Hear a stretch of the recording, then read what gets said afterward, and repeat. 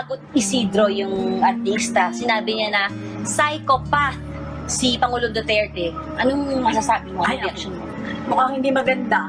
Kasi taga-Pilipinas siya, alam naman niya kung sino yung pinagsasabihan niya ng ganyan. Presidente ng Pilipinas, nagre-representa ng mga tao sa Pilipinas. O sino ba siya? Taga saan ba siya? Kung sana hindi niya gusto yung patakaran at ni Presidente Duterte, manap-hanap na siya ng lugar na gustong-gusto niya yung pamamalakad.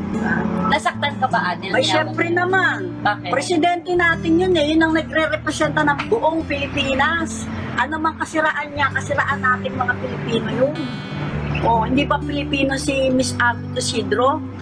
O, para magsalita siya ng hindi maganda sa presidente natin. Nasaktan po. Syempre naman. Ama ng bansa natin yun eh. Diba? So, ayun po. Sana po, Pinapakiusap ko lang po, ako po bilang isa sa mga mamayan ng Pilipinas, talaga namang nararamdaman namin yung pagbabago na pinangako ng ating presidente. Siguro po sila, dahil sila ay mayayaman, hindi nila naramdaman yung nararamdaman namin kasiyahang mahihirap dahil ngayon lang namin naranasan niya sa presidenteng naupo ulit. salamat, Ate. Tuloy-tuloy tayo.